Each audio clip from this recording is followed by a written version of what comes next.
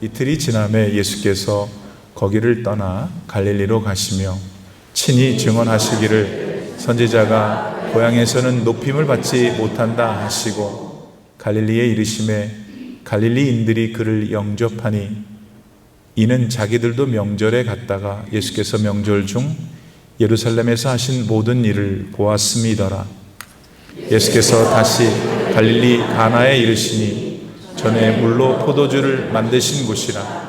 왕의 신하가 있어 그의 아들이 가버나움에서 병들었더니 그가 예수께서 유대로부터 갈릴리로 오셨다는 것을 듣고 가서 청하되 내려오셔서 내 아들의 병을 고쳐주소서 하니 그가 거의 죽게 되었습니다.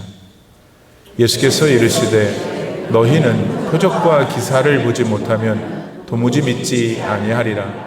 신하가 이르되 주여 내 아이가 죽기 전에 내려오소서.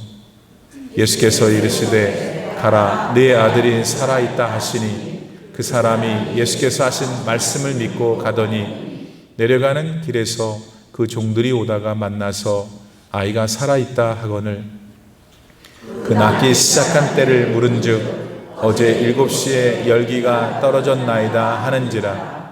그의 아버지가 예수께서 네 아들이 살아있다 말씀하신 그때인 줄 알고 자기와 그 온 집안이 다 믿으니라.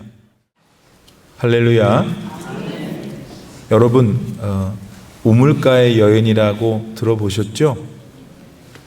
이 여인은 사마리아 지역에 있는 수가라는 성에 살던 여인이었죠. 하루는 예수께서 그 수가성에서 나오셔서 더 북쪽에 위치한 갈릴리 지역으로 가셨어요. 갈릴리 호수도 있고 가버나움이라는 곳도 있고 가나라는 곳도 있는 곳이 갈릴리잖아요. 또 예수님께서 오병이어의 기적을 일으키셨던 벳세다라는 곳도 이 갈릴리 지역에 있고요. 그럼 왜 예수님은 이곳으로 가셨을까요? 그야 당연히 구세주이신 예수님을 믿고 영생의 복을 누리도록 전도하러 가셨죠. 그러나 그런 예수님의 깊은 생각 속엔 사람들을 향한 아주 안타까운 마음도 있으셨어요. 그건 구세주로 이 땅에 내려오신 예수님을 볼 때 사람들이 뭔가 큰 착각을 하고 있었기 때문이었죠. 여러분 그 착각이 무엇이었을까요? 오늘 우리는 본문 말씀을 통해서 그 착각이 무엇인지를 깨닫고 우리는 예수님의 마음을 살면서 안타깝게 하는 사람들이 되어서는 안 됩니다. 오히려 우리 구주 예수님의 마음을 아주 시원하게 하고 기쁘게 해드리는 신실한 주님의 종들이 되시기를 바랍니다. 자, 그렇게 갈릴리로 가시면서 예수님은 어떤 한 말씀을 하시는데 그게 참 의미심장해요. 오늘 본문 41절 말씀에 보니까 선지자는 고향에서는 높임을 받지 못한다 하신 말씀이 그 말씀이에요. 이거는 1차적으로 예수께서 본인이 자라나셨던 나사렛에서 당했던 일 때문이었죠. 나사렛도 갈릴리에 있거든요. 예수님은 베들레헴에서 태어나신 다음에 나사렛에서 어린 시절을 보내셨죠. 그리고는 30살이 되셨을 때 공생애를 시작했어요. 곧 십자가의 길을 시작한 것이죠. 그리고는 곧 세례 요한한테 세례를 받으셨어요. 그때 성령에 감동된 우리 주님은 약 40일 동안 마귀의 시험을 받았는데 말씀으로 승리하시고 이겨내시죠. 그리고는 바야흐로 하나님 나라의 사역을 시작하게 되십니다. 근데 누가복음 4장 14절 말씀에 따르면 예수님께서 공생애를 시작하신 다음에 주로 하셨던 초기 활동은 회당을 찾아가서 말씀을 전하신 거예요. 그런데 말씀을 전하실 때 엄청난 능력이 나타났던 것 같아요. 왜냐하면 그 당시 말씀을 들었던 모든 사람들이 말씀에 큰 감동을 받고 예수님을 열렬히 칭송했기 때문입니다. 그런데 불행하게도 예수님께서 어린 시절을 보내셨던 요 갈릴리 나사렛 지역 사람만 안 그랬어요. 단적으로 말해서 예수님을 그들은 무시했죠. 아마도 목수인 아버지 요셉과 마리아의 아들로 자랐던 평범한 어린 시절의 예수님의 모습을 기억하며 그랬겠죠. 그런 애송이 예수가 오늘날 갑자기 돌변하더니 지가 뭐 대단한 선지자나 되는 것처럼 사람들한테 인기를 끄는 그 꼴이 아주 못마땅했던 거죠. 그런 중에 예수께서 설교하시면서 엘리야나 엘리사나 다 그들도 선지자들이었는데 고향에서 대접을 못 받았다고 하니까 이 나사렛 사람들이 너무나 화가 나가지고 낭떠러지로 여러분 예수님 끌고 가서 그 절벽에서 밀어떨어 죽이려고 그랬잖아요. 지금 나사렛에 가보면 나사렛은 좀 저렇게 높은 동네 저기 있어요. 저기 사실 나사렛에 가면은 절벽들이 많죠. 자, 그랬던 갈릴리 지역으로 다시 가셔야 했던 예수님, 그런 사람들의 모습을 기억하며 그분은 선지자는 고향에서 높임을 받지 못한다고 하셨던 거예요. 여러분, 우리는 이처럼 상대방을 외모로 판단해 갖고 실수를 저지르기가 쉬워요. 그러나 우리가 경험해 오는 대로 사람은 겉과 속이 얼마든지 다를 수 있잖아요. 그러니까 외모보다는 행동을 통해서 상대방이 어떤 열매를 나타내며 사는지를 살펴보셔야 해요. 너무 급하게, 너무 잘 입고, 화장도 잘하고, 훤칠하고, 잘생기고 확 마음을 뺏기면 안 되고 그 사람이 행하는 행동 안에 어떤 열매가 나타난지를 보고 그때 가서 그분을 생각해야 된다. 그런 지혜로운 성도님들이 되시기를 바랍니다. 자, 그런데 막상 그런 말씀을 하시고 들어간 갈릴리에서 예수께서 하신 말씀과는 달리 이 갈릴리 사람들이 예수님을 엄청나게 환영하는 거예요. 그러니까 예수님께서 가시기 전에 하신 말씀이 무색해졌죠. 도대체 갈릴리 사람들은 왜 그렇게 예수님 말씀과는 달리 환영했던 걸까요? 본문 45절 말씀에 보니까 그 답은 그 사람들이 명절에 예루살렘에 올라갔는데 거기서 예수님이 일으키신 기적을 봤거든. 뿐만 아니라 그 성전, 예루살렘 성전 안에 들어갔고 막 장사하는 사람들에게 화를 내시고 엄청나게 격정적으로 하는 모습 속에서 예루살렘 성전이 정돈되는 것을 봤기 때문이에요.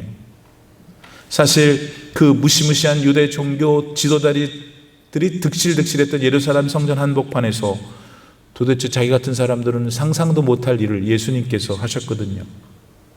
그런데 바로 그 예수님이 지금 자기가 살고 있는 동네 여기 와 계시니 환호하지 않을 수밖에. 자, 이제 그런 신령한 분이 지금 내 앞에 와 계시니 이제 나도 이분을 통해서 뭔가 좀 이익을 취할 수 있겠구나 하는 기대가 가득했겠죠. 자, 이 대목에서 우리는 이런 질문을 하나 가져봅니다.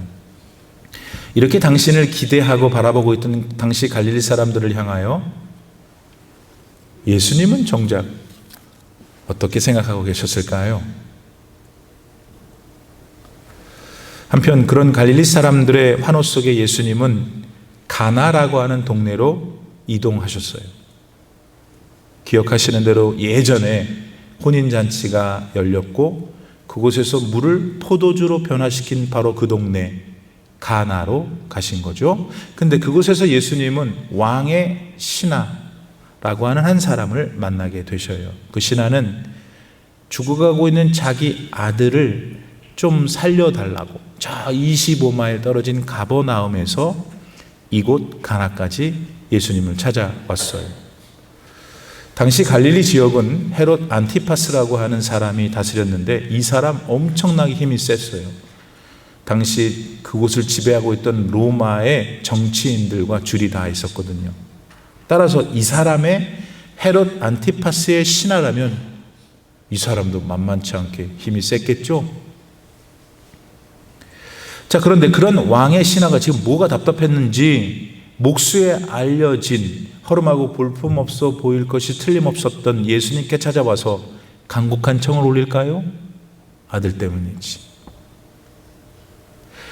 그동안 그는 자신이 가지고 있는 권력, 자신이 가지고 있는 돈, 자신이 가지고 있는 명예, 자신이 가지고 있는 모든 것을 동원해서 아들을 살려고 했을 거 아니에요. 안 되는 거야.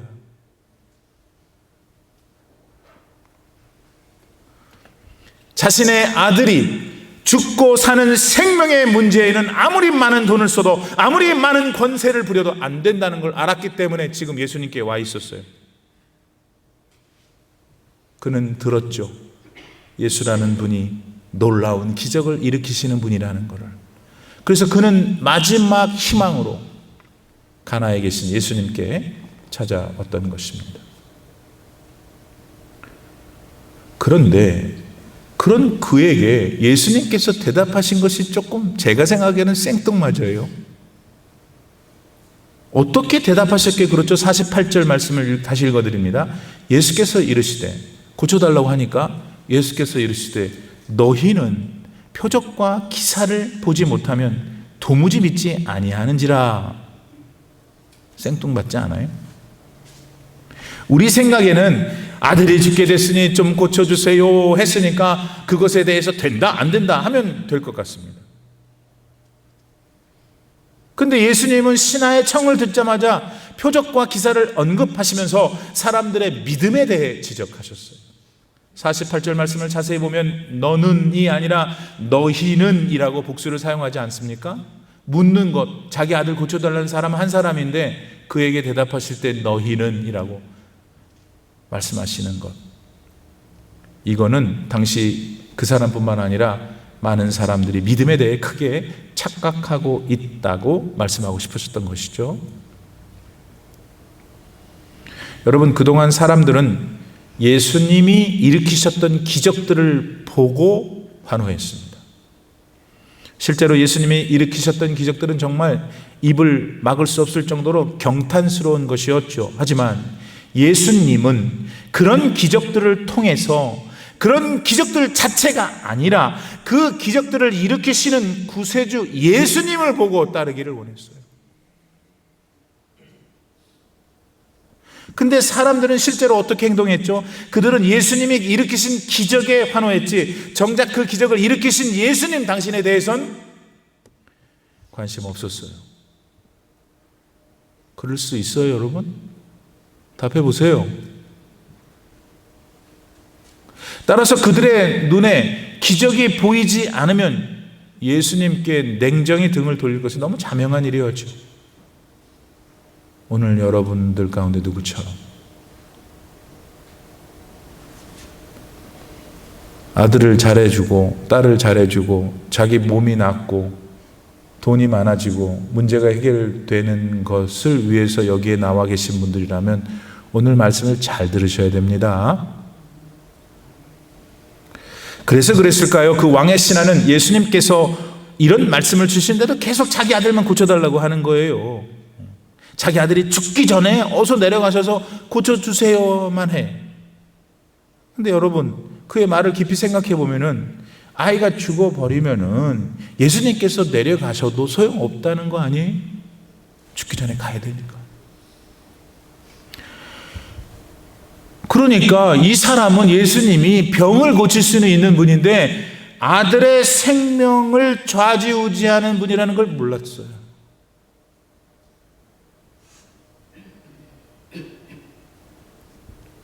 그러나 그런 그의 이해는 잘못되고도 아주 잘못되었죠. 왜 그래요? 여러분, 예수님은 생명의 근원이세요. 쉽게 말해서 지금 저와 여러분이 호흡하고 살고 있는 것은 예수 그리스도께서 오늘 우리의 코에 호흡을 넣어주셨기 때문이라고요. 때문에 당시 그 신하는 예수님에 대하여 더 바른 믿음을 가졌어야 했어요. 그렇다면 그 신하는 어떻게 해야 더 바른 믿음을 가질 수 있을까? 오늘 우리들은 어떻게 해야 하나님께서 기뻐하시는 믿음을 가질 수 있냐? 그 말입니다. 그 믿음이라는 건 표적을 볼 때가 아니라, 기적을 볼 때가 아니라 하나님의 말씀을 들을 때 생깁니다. 본문의 왕의 신하는 처음에는 예수님께 그저 자기 아들을 낫게 해달라는 표적을 구했죠. 그러나 예수께서 그의 청에 네 아들이 살았다, 가라 하니까 그 말씀만을, 그 한마디 말씀만을 믿고 돌아갔어요. 자, 여러분 한번 깊이 생각해 보세요. 아들이 있는 가버나움에서 예수님이 계신 가나까지 25마일, 2000년 전에 25마일은 지금도 힘들어요. 걷기는. 2000년 전에는 정말 죽을 힘을 다해서 왔을 거라고요. 아들을 살리려고, 아들을 살리려는 일념으로. 그런데 예수님이 고작 하시는 것이 살았으니 가라는 거예요. 그러면 제 생각에는 어떤 사람이었으면, 아이고 아닙니다 예수님, 저랑 같이 가야 된다니까요 집에, 했을 것 같아. 또 어떤 사람은 아니 그게 무슨 말씀이세요? 여기서 이러시면 어떡하냐고, 빨리 가서 어떻게든 뭐 찍어 바르든지 뭘 기도를 해주시든지 했을 것 같아요. 근데 아주 의아한 것은 이 신하가 예수님이 가라, 내 아들이 살아 있어, 그 하신 말씀을 믿었다는 거예요. 그래서 그는 군소리 없이 갔어요. 50절 말씀에서 그거를 뭐라고 표현하냐면 그는 하신 말씀을 믿고 갔더라.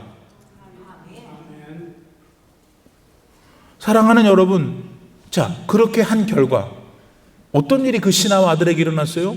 아들이 살아났어요. 할렐루야. 예.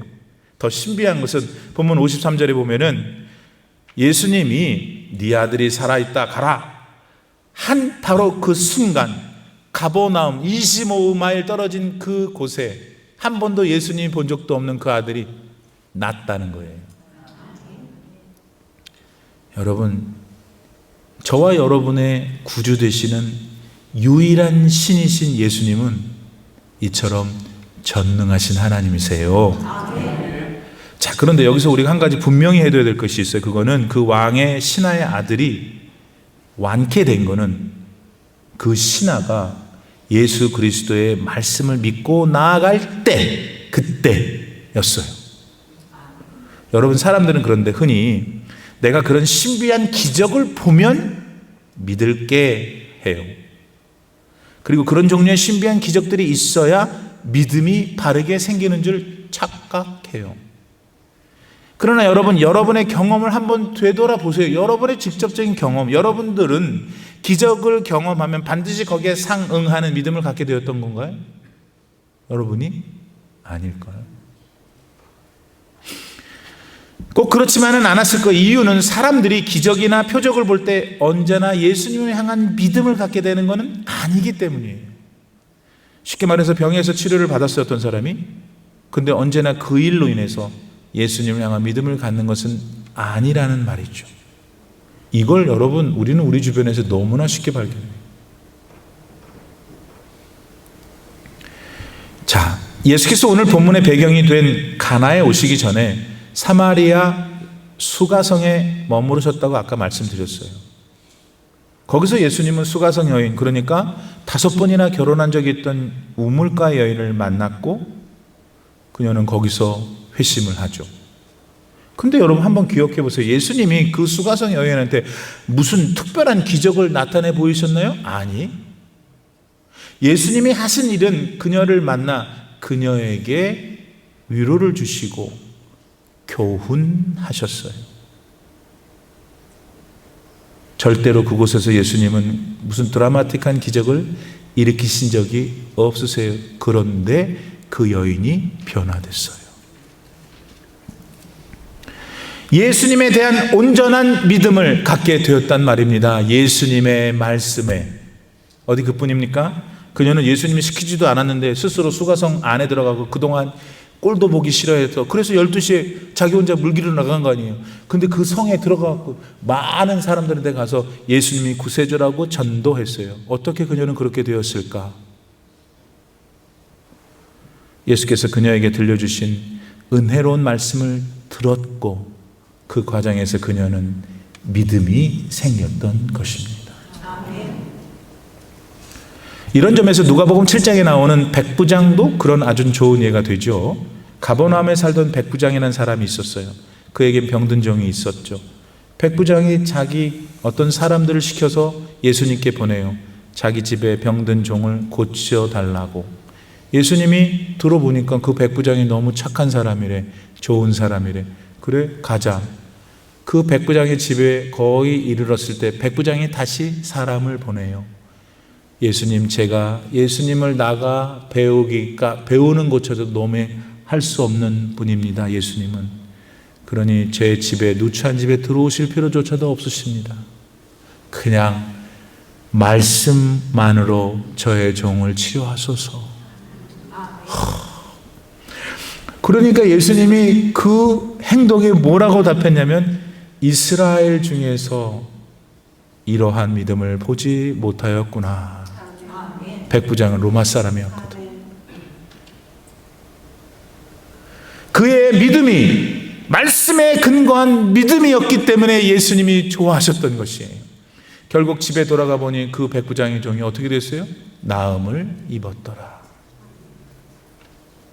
사랑하는 성도 여러분, 오늘 본문의 왕의 신하가 예수께서 주신 말씀을 믿고 갔을 때 그의 병든 아들이 완전히 나았어요. 이처럼 예수 그리스도가 주신 말씀은 모든 문제 해결의 보증서예요. 아멘. 크게 하세요.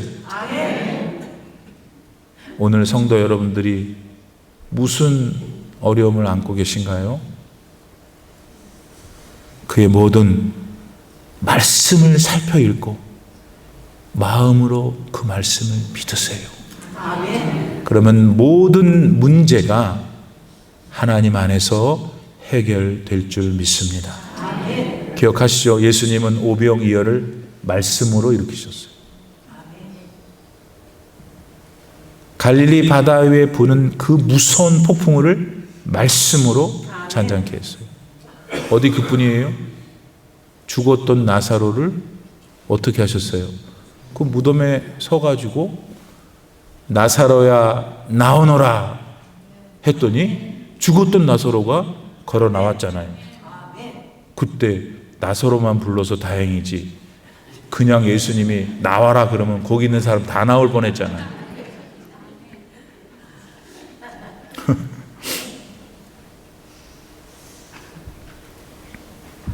이처럼 예수님은 말씀으로 모든 것을 하셨어요. 우리 인간의 근본인 생명도 말씀으로.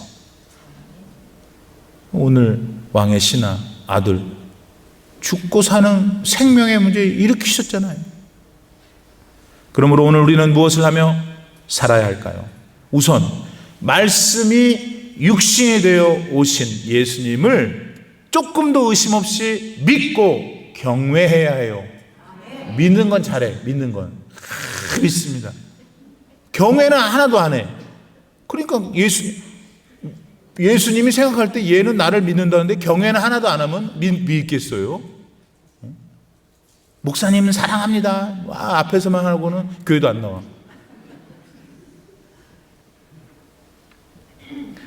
자, 이걸 다른 말로 하면 성경 66권의 말씀을 바르게 믿어 그대로 순종하며 산다는 걸 의미해요. 물론 이런 신앙의 길에 기적과 같은 일이 중요하지 않다는 거 아니에요. 예, 기적은 우리가 믿음의 길을 걸어갈 때 때로는 큰 활력이 되니까요. 하지만 그런 기적은 예수님을 향한 믿음을 바르게 자라게 해주지는 못해요. 기적에 기초한 믿음은요, 어떤 현상이 생겨요? 맨날 기적만 찾아. 여러분, 매일 기적이 일어나면 누가 그걸 기적이라고 그래요? 그러니까 기적 대신에 우리는 평소에 하나님 말씀을 의지해야 돼요. 그리고 그렇게 함으로써 자라나는 믿음을 잘 가지고 살아야 돼요. 그게 바로 반석 위에 집을 세우는 것이니까요. 오늘은 2월의 마지막 주일입니다. 마지막 남은 2월의 나날들과 다가오는 3월을 우리는 어떻게 다스리며 살아야 할까요? 쫓기고 시간에 쫓기고 잡아먹히지 마세요. 그런 사람은 말을 어떻게 하냐면 내 팔자야. 나는 늙었어. excuse me, 지만 늙었나? 여러분, 그러니까 생각으로 사람이 죽고 사는 거예요. 우리가 어떻게 시간을, 하나님 주신 나날들을 다스리며 살아야 돼요? 특별히 지금은 사순절 기간이잖아요. 말씀을 많이 읽고 묵상하고 또 실천해 보세요. 그럴 때 나도 모르는 사이에 하나님을 향한 나의 믿음이 자라나요. 그러면 어떤 현상이 생기냐면 그 믿음이 자라나면 내 삶이 윤택해진다는 거예요. 그냥 화장품 바른다고 윤택해는 그 윤택이 다 아니야.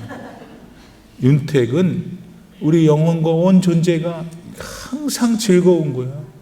감사가. 뭐 하루를 살다 보면 힘들지. 일을 하고, 아니 노는 것도 힘들어. 이 인생이 힘들어. 그 힘든 게 복이에요.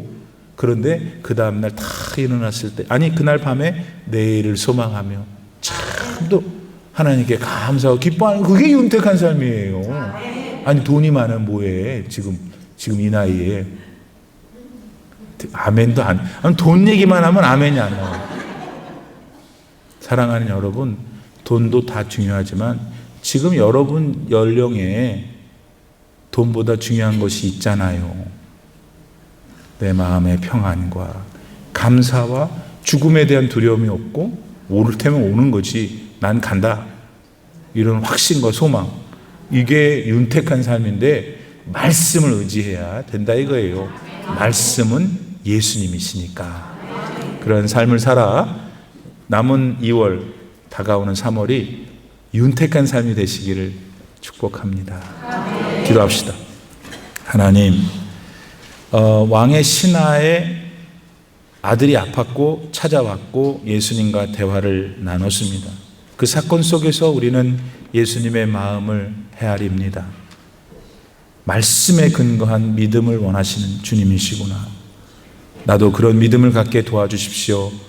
기도하고 그 말씀에 의한 믿음을 통해 윤택한 삶을 소망하는 모든 분들에게 그렇게 해주실 하나님의 은혜를 간구하오며 예수님의 이름으로 기도 올리옵나이다.